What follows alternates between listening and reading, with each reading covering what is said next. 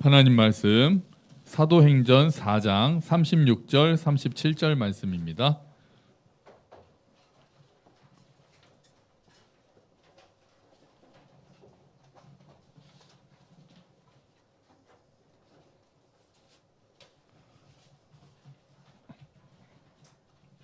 사도행전 4장 36절 37절 말씀 신약 193페이지에 있습니다.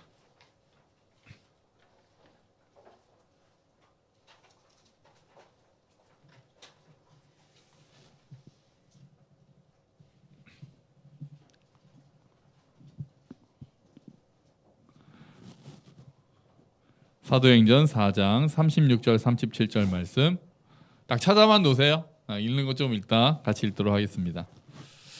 할렐루야. 아멘. 새해 복 많이 받으십시오. 네, 우리 뭐 서로 또 인사할까요? 새해 복 많이 받으세요. 서로 인사하시죠. 네, 네. 참 우리나라는 새해 복을 2번 받아서 좋아요. 그죠? 1월 1일에 받았는데 보통은 2월에 새해 복을 한 번 더 받는데 올해는 1월에 한 번 더 받도록 됐습니다. 겨울 캠프 잘 다녀왔고요. 뭐 이제 영상이나 사진 같은 거는 오늘 또 이제 많이들 못 오셨으니까 다음 주에 이렇게 같이 보도록 하겠습니다. 오늘 말씀은 아이들과 이번 수련회에서 나눴던 말씀이었어요. 말씀이고 그 말씀을 나누려고 하는데 정작 갔던 아이들은 2명밖에 못 오고 다 지금 시골에 가 있어서 복습은 우리 2명 라랑 정근이가 대표로 복습하는 걸로 그렇게 해야 되겠네요. 성경에는 매력적인 인물들이 많습니다. 그죠? 이제 또 다양한 모습들이 많죠. 아주 위대한 리더들이 있고 열정적인 사람들이, 보통 리더들은 열정적으로 뭔가를 앞에서 해나가는 사람들이 리더가 되잖아요. 그렇게 열정적으로 하나님 나라의 일을 위해서 헌신했던 위대한 사람들이 있고, 또 반면에 뒤에서 그 사람들을 도우면서 일들을 이뤄나가는 사람이 있습니다. 차분하고 신중하게, 보통은 이런 사람들이 좀 차분하고 신중하죠.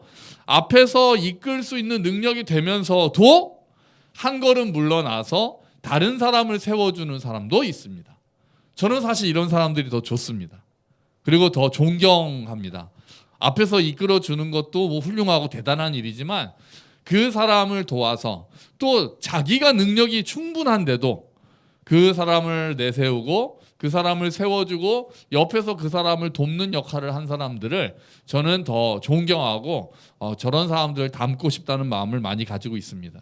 구약에서 능력이 충분히 되는데도 2인자의 자리에 만족하고 다른 사람을 세워주는 일에 최선을 다했던 사람을 한 사람 꼽는다면 누구를 꼽으시겠습니까? 구약이라 그랬잖아. 아직 복습 아니야. 그거 좀 이따 나와. 잘 기억하고 있어. 지금 구약이야, 구약. 요나단, 이 사람. 요나단. 그죠? 요나단이죠. 요나단. 이스라엘의 첫 번째 왕이었던 사울 왕의 맏아들이었기 때문에 요나단은 다음 왕이 되도록 거의 예정되어 있었던 사람이죠. 아무 일이 없었다면 자연스럽게 왕이 될 수 있었고요. 이 사람은 또 성품도 좋고요. 하나님에 대한 믿음도 훌륭하고요. 아주 용감무쌍하고 전쟁도 아주 잘했습니다. 거기에 백성들을 배려하는 마음까지 많았잖아요. 이스라엘의 왕이 되기에 전혀 부족함이 없는 사람이었습니다. 어떻게 보면은 오히려 다윗보다도 더 왕을 했으면 잘할 수 있지 않았을까? 이런 생각이 들 정도로 성경에서 나오는 많은 사람 중에 거의 아주 드물게 흠이 거의 없는 사람으로 등장하는 거죠. 그런데도 요나단은 자신을 내세우지 않았습니다. 하나님께서 누구를 택하셨는지를 알았어요. 요나단이. 하나님께서 다윗을 택하셨구나라는 것을 알 정도로 하나님의 뜻을 더 잘 이해하는 사람이었습니다. 그러니까 딱 자기의 왕위를 포기합니다. 네가 왕이 되는 게 하나님의 뜻이라는 것을 나도 알고 사실은 내 아버지도 안다. 그러면서 그 다윗을 끝까지 돕는 역할을 자처합니다. 자기 아버지 사울이 다윗을 죽이려고 했던 이유 중에 하나가 다윗이 결국은 왕권을 장악할 거라고 그 두려움이 있었기 때문이잖아요. 그래서 시기 질투하고 어쩌면 자기 아들을 보호하고자 하는 마음도 있지 않았을까? 저는 이제 그런 생각까지 합니다. 다윗이 그냥 살아있으면 요나단이 왕이 될 수는 없었으니까요. 그래서 죽이려고 하는데 정작 그 당사자인 요나단은 내가 왕이 되는 것이 아니라 다윗이 왕이 되는 게 하나님 뜻이라고 생각하고 오히려 다윗을 피신시킵니다. 자기의 영광, 자기의 명예, 자기의 지위가 높아지는 것을 내려놓고 그 하나님이 택하신 것으로 믿는 그 다윗을 세워주는 일에 최선을 다한 사람이었죠. 정말 멋진 사람이죠. 정말 멋진 사람이죠. 신약에도 비슷한 사람이 있습니다. 준비해. 신약에도 비슷한 사람이 있습니다. 다른 사람을 세워주는 일을 잘했던 사람 누굴까요? 아니지. 바라바는 강도라 그랬잖아. 바라바는 강도고 바라바랑 이름이 비슷한 바나바. 지난번에도 애들이 헷갈려가지고 뭐 바라바는 강도고 앞으로 해도 바나바, 뒤로 해도 바나바, 기러기, 스위스, 별통별, 역삼역, 우영우, 그리고 바나바가 아니라 둘이 이름이 비슷해가지고 굉장히 반대되는 사람인데요. 바나바입니다. 우리 오늘 본문을 읽어보자. 4장 36절 37절 말씀입니다. 같이 읽어볼게요. 구브로에서 난 레위족 사람이 있으니 이름은 요셉이라. 사도들이 일컬어 바나바라. 번역하면 위로의 아들이라 하니 그가 밭이 있음에 팔아 그 값을 가지고 사도들의 발 앞에 두니라. 아멘. 오순절에 성령님께서 강력하게 임하신 다음에 교회가 세워집니다. 사도행전 4장 32절부터 35절 그 윗부분에는 당시 교회가 어떤 모습을 보였는지에 대해서 잘 보여주는데요. 믿는 무리가 한 마음과 한 뜻이 되어 모든 물건을 통용하고 자기 재물을 조금이라도 자기 것이라 하는 이가 없었다. 이렇게 이야기를 합니다. 그러니까 자기 물건을 다 팔아가지고 집이랑 밭이 있는 사람들이 전부 다 그걸 팔아서 내 거라고 생각을 안 하고요. 다 그냥 같이 썼다는 거예요. 어떻게 이런 일이 가능했을까요? 이걸 강제로 실현하려고 했던 게 뭡니까? 공산주의잖아요. 공산주의는 실패할 수밖에 없습니다. 왜냐하면 인간에 대해서 너무 순진한 생각을 가지고 있어요. 공산주의는 너무 낙관적인 생각을 가지고 있습니다. 공산주의의 모토가 이겁니다. 능력만큼이라고 필요만큼 가져간다. 이게 공산주의의 기본 사상이에요. 능력만큼 열심히 일해서 가져갈 때는 각자가 필요한 만큼 가져간다. 꿈 같은 말이죠. 우리가 정말 능력만큼 일해서 모두가 우리 공동체를 위해서, 예를 들면 우리 교회를 하죠. 함께 걷는 교회를 해서 각자가 정말 최선을 다해 일해서 그 재산을 전부 다 합치고 공동 통장을 만들어서 가지고 저축을 한 다음에 각자 필요한 일이 생길 때마다 거기서 뺏쓰는 그런 사회가 공산주의가 기본적으로 꿈꾸는 사회였습니다. 이것을 가능하게 하기 위해서 그러니까 공산주의가 뭐를 강조하겠습니까? 교육을 강조합니다. 교육을. 공산주의형 인간을 만들어야 된다고 교육을 강조합니다. 교육을 통해서 공동체를 위하는 사람이 되도록 계속해서 공동체가 얼마나 중요한지 가르치고 이기심을 버리고 이타적인 마음으로 살아가는 그런 사람을 만들기 위해서 교육해야 된다라고 공산주의는 믿거든요. 그래서 공산주의는 항상 교육을 그 학습이라는 이름으로 북한도 마찬가지고요. 처음에 소련도 마찬가지고 그런 것들을 엄청 강조했습니다. 그런 것을 통해서 사람이 바뀔 수 있다고 생각한 거죠. 그런데 바뀝니까? 아니죠. 그럴 리가요. 교육으로 바뀔 것 같았으면 세상이 이렇게 될 리가 있습니까? 당장 사회주의가 다 실패한 이유가 그렇게 돼서 결국은 어떤 사람들이 독재하게 되고 능력만큼 그러니까 능력만큼 일했는데 가져가는 걸 자기가 원하는 만큼 가져가는 게 아니거든요. 필요만큼 가져가는 거거든요. 그게 안 되니까 능력만큼 일을 안 하죠. 내가 최선을 다해 일해서 그 결과를 내가 다 가져간다 그러면 더 열심히 일하는데 어차피 내가 일해도 내가 필요한 만큼만 가져가고 그 이상은 못 가져간다라는 생각이 드니까 일을 안 합니다. 생산성이 떨어지게 되죠. 필요한 것들은 점점 많아지는데 생산성은 떨어지니까 경제가 무너지게 되고 아무리 교육을 해도 인간의 본성이 그렇게 바뀌는 게 아니잖아요. 물론 그렇게 되는 사람들도 있었습니다. 지금도 한국에도 그런 공동체가 있어요. 진짜 몇 가정이 모여서 자기가 일한 월급 다 바쳐가지고 공동통장을 만드는 그런 공동체에 대한 기사를 제가 읽은 적이 있습니다. 5가정이 모여서 그렇게 한다는 거예요.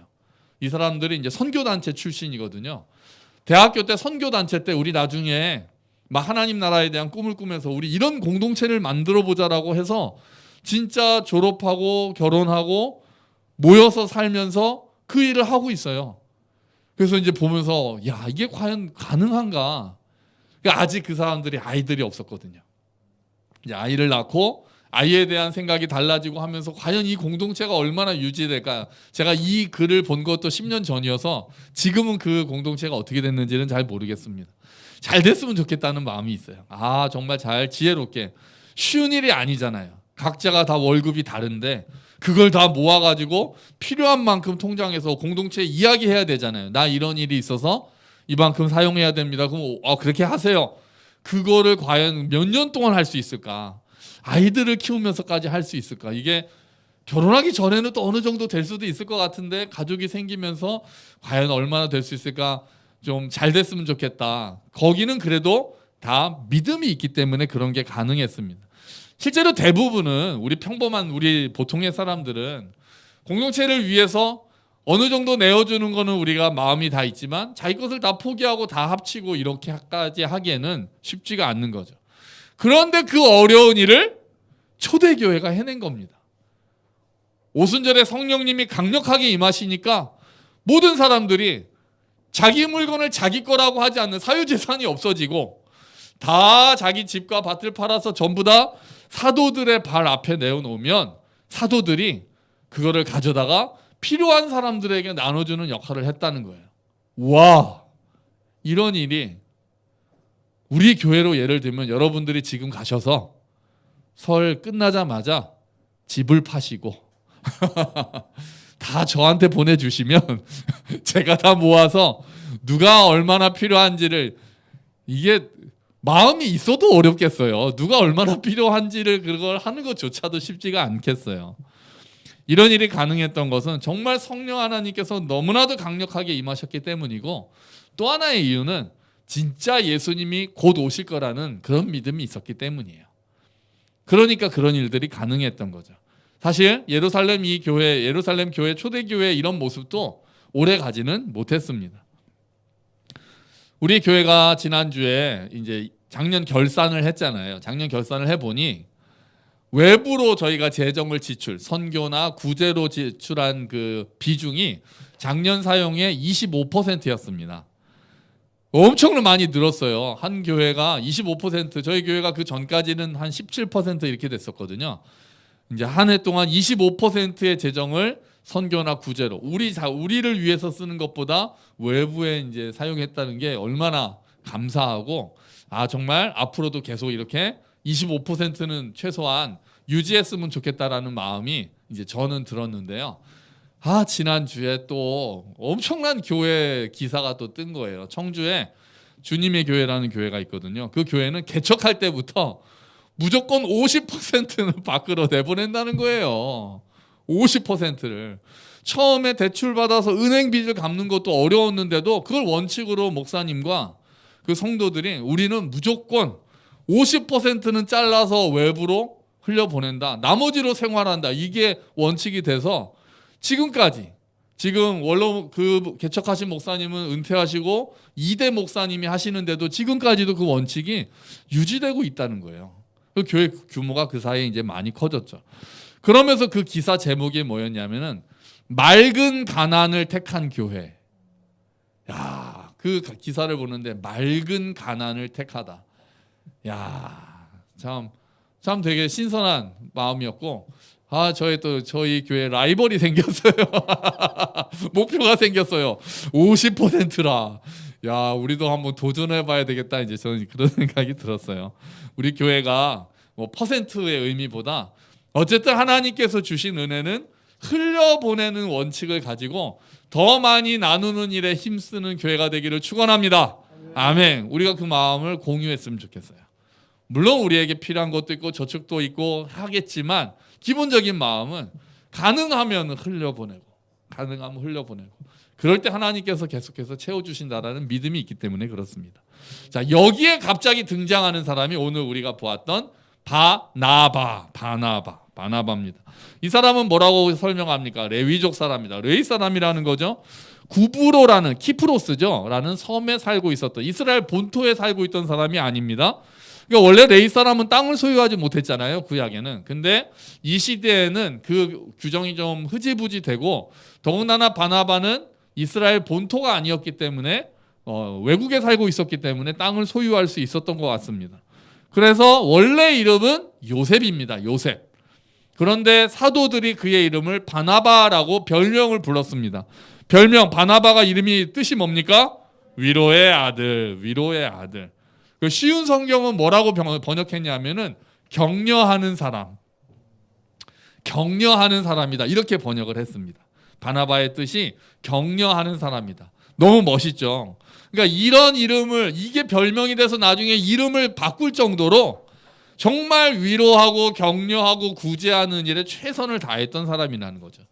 그 공동체가 그 사람을, 이 사람은 정말 위로하는 사람이야, 이 사람은 격려하는 사람이야, 이 사람은 구제하는 사람이야, 이렇게 인정을 받았던 그런 사람이었던 겁니다.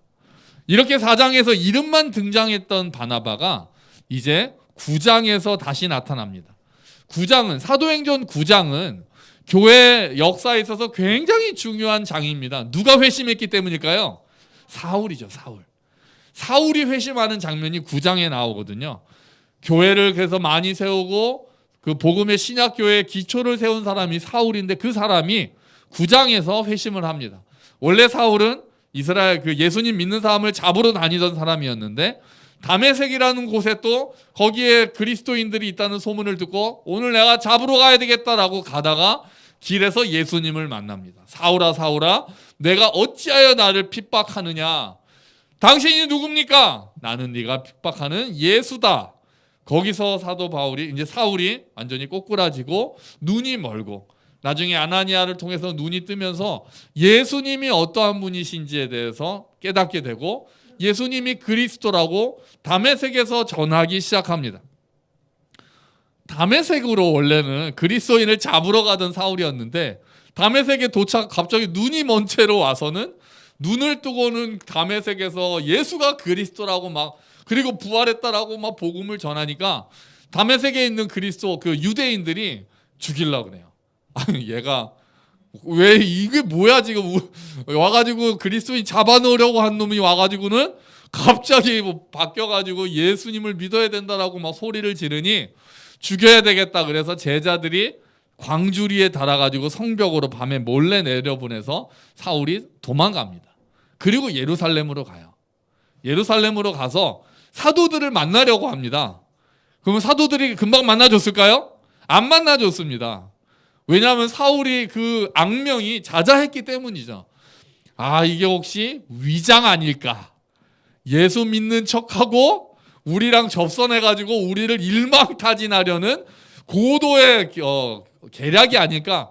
이런 마음을 먹고 사도 바울이 와서, 아직은 사울이죠. 사울이 와서, 야, 이제 제자를 만나고 나 예수님 믿게 됐어요. 우리 교제합시다. 우리 함께 복음을 전합시다. 이런 얘기를 하는데 두려워가지고 의심하면서 만나질 않습니다.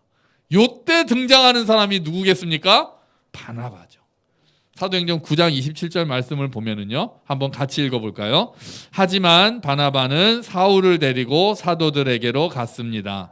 바나바는 사도들에게 사울이 길에서 주님을 본 것과 주님께서 사울에게 하신 말씀과 사울이 다마스커스에서 담대하게 예수님의 이름을 전한 일을 이야기해 주었습니다. 아멘. 아무도 사울을 믿지 않고 두려워하고 의심할 때 나타나서 그 가운데서 중재 역할을 했던 사람이 바로 바나바였습니다. 바나바는 어떻게 사울을 그렇게 신뢰할 수 있었는지 성경에는 기록되어 있지 않습니다. 하나님께서 말씀하셨는지, 아니면 사울을 봤을 때 그 안에 계신 성령께서 감동을 주셨는지 잘 모르겠습니다. 그런데 어쨌든 바나바는 사울을 데리고 사도들에게 가서 이 사람 믿어도 됩니다. 정말 회심했습니다. 정말 예수의 일꾼이 되었습니다. 복음의 일꾼이 되었습니다. 이 사람을 믿고 교제해도 됩니다라고 소개해주고 사울을 받아들이는 데 역할을 합니다.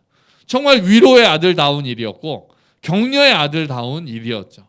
바나바는 그 당시 유대인들, 그 그리스도인들 사이에서 워낙 신망이 있었기 때문에 바나바가 보증을 쓰니까, 바나바가 보장하니까 아주 사울을 기꺼이 받아들일 수 있게 됐습니다. 바나바가 다시 등장하는 장면은 11장입니다. 예루살렘에 세워진 첫 번째 교회의 모습은 아까 보았는데요. 예루살렘 교회가 이제 박해로 인해서 흩어지면서 그 다음에 사람들이 흩어져서 복음을 전하는데 처음에는 유대인들한테만 복음을 전합니다. 유대인들한테만. 그러다가 어떤 사람들이 헬라인에게도, 이방인에게도 복음을 전합니다. 그랬더니 갑자기 사람들이 그 말을 믿는 거예요. 당신이 죄인이고 우리가 다 죽을 수밖에 없는 죄인인데 예수님이 유대 이스라엘의 예수라는 사람이 와서 다시 우리를 위해서 십자가에서 죽었고 하나님의 아들이시고 그분이 그리스도다, 이 이야기를 했더니 유대인이 아닌 사람들이 막 믿기 시작한 거예요. 자, 지도를 잠깐 보시면은요, 밑에가 예루살렘 교회잖아요. 밑에가 예루살렘입니다. 그런데 막 예수님에 대해서 전해서 이방인 교회가 최초로 세워진 곳이 얘들아 어디야? 교회가 하나 더 세워졌잖아. 목사님이 설명했잖아. 이방인들이 모여서 세워진 교회가 어디였지? 막 나중에 커진 교회. 까먹었어. 미리 얘기할 거 벌써 까먹었어. 네, 여기죠. 네, 짠. 안디옥 교회입니다. 안디옥 교회. 기억나지 이제? 맞아. 안디옥 교회. 자, 안디옥 교회에서 예수님을 믿지 않는, 더구나 유대인도 아닌 사람들이 모여서 교회가 이제 생겼습니다. 그래서 예루살렘에서 그 소문을 듣고 야, 도와주러 가야 되겠다. 안디옥이라는 곳에 이방인들이, 헬라인들이 모여서 교회를 만들었다네? 그래? 그럼 우리가 가서, 사도들이 의논하는 거죠. 우리가 가서 제대로 가르쳐줘야 되겠구나. 정말 예수님이 어떤 분인지에 대해서 복음을 좀 차근차근 가르쳐줘야 되겠다. 누구를 보낼까? 회의를 합니다. 누구를 보냈을까요? 바나바입니다. 또 바나바가 등장합니다. 그만큼 인정받는 사람이었던 거예요. 그리고 바나바가 전공이 뭡니까? 바나바의 전공이 위로 아닙니까? 격려 아닙니까? 처음에 시작하는 교회에 너무나도 필요한 은사는 위로하고 격려하는 은사 아니겠습니까? 그래서 바나바를 이제 보냅니다. 바나바가 가서 가르치고 위로하고 격려하니까 막 교회가 커집니다. 교회가 커져서 사도행전 11장 22절 24절 말씀을 보시면, 자, 제가 읽어드릴게요. 이 소식이 예루살렘에 전해지자 교회는 바나바를 안디옥으로 보냈습니다. 그는 안디옥에 도착하여 하나님의 은혜가 내린 것을 보고 기뻐했습니다. 그리고 모든 사람들에게 마음을 굳게 하여 주님을 의지하십시오라고 뭐 했습니다? 격려했습니다. 이게 전공이잖아요. 바나바의 전공이 격려거든요. 바나바는 착한 사람이요 성령과 믿음이 충만한 사람이었습니다. 그래서 많은 사람들이 주님께로 돌아왔습니다. 교회가 부흥하기 시작합니다. 바나바가 말씀을 가르치고 위로하고 격려하니까 교회가 막 부흥합니다. 이렇게 교회가 부흥할 때 바나바 혼자서도 충분했습니다. 그런데 바나바가 누구를 또 생각해냅니다. 야, 이 사람이 와서 같이 사역하면 진짜 좋겠다. 누구를 생각했을까요? 바로 사울이죠. 사울이 율법에 정통한 사람이었고 예수님을 뜨겁게 만난 사람이었고 가르치는 열정이 있는 사람이었잖아요. 다시 지도를 보시면 사울은 이때 저 위에 네모쳐져 있는 다소라는 지역이 고향이어서 거기에 있었거든요. 사울이. 그러니까 다메섹에서 멀지도 않잖아요. 그래서 바나바가 사울을 생각해서 다소로 가서 사울을 데리고 옵니다. 우리 같이 교회를 세우자. 당신의 은사가 필요하다. 당신의 은사를 통해서 교회를 바로 세우자. 이렇게 해서 안디옥에 있는 교회가 부흥합니다. 더 크게 부흥합니다. 그리고 안디옥에서 처음으로 사람들이 교회 다니는 사람을 이렇게 부릅니다. 뭐라고 부르냐면은 그리스도인이다, 이렇게 부릅니다. 그리스도인이다. 이처럼 바나바는 자신의 권위를 세우는 것보다 다른 사람을 세워주고 격려하는 일을 너무나도 잘하는 사람이었습니다. 공동체를 격려하기도 하고요. 다른 사람의 은사를 발견하고 그 사람의 은사를 세워주고 그 사람이 자기보다 더 뛰어나게 나중에 인정받는 지도자가 되어도 상관없이 그 사람을 세워주는 일을 잘하고 자기는 뒤로 물러날 줄 아는 사람이 바나바였습니다. 자신보다 공동체를 생각하고 다른 지체들을 생각했던 사람이 바나바였죠. 바나바라는 사람이 있었기에 사울이라는 거인이 세워질 수 있었던 것이고, 바나바라는 사람이 있었기에 안디옥 교회가, 나중에 선교의 본 근거지가 되는 안디옥 교회가 부흥할 수 있게 된 겁니다. 여러분, 바나바의 이름이 뜻이 뭐였습니까? 위로의 아들 또는 격려하는 사람. 그렇습니다. 지금도 이 땅에는 바나바와 같은 은사가 너무나도 많이 필요합니다. 마음이 아픈 사람들이 너무나도 많습니다. 힘들고 지친 사람들이 너무 많습니다. 상처 입고 갈등 가운데 빠져 있는 사람도 너무나도 많습니다. 갈등을 중재하고 의심을 믿음으로 바꿔주고 사람들을 위로하고 은사를 발휘할 수 있도록 돕는, 세워주는 사람, 위로하는 사람, 격려하는 사람, 바나바와 같은 사람들이 너무나도 많이 필요한 겁니다. 여러분, 우리가 그런 바나바와 같은 사람들이 되기를 축원합니다. 그리고 우리 교회가 바나바와 같은 교회가 되어서 이 땅에 많이 힘들고 약하고 지쳐있는 사람들에게 하나님의 위로를 전달해주는 그런 교회가 되기를 주의 이름으로 축원합니다. 아멘. 우리 같이 기도하죠.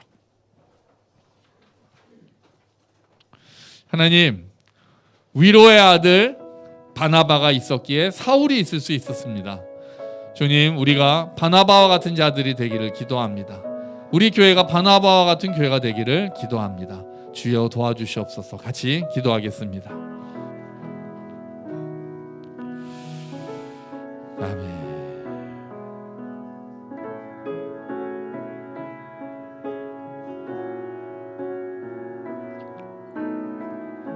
주여.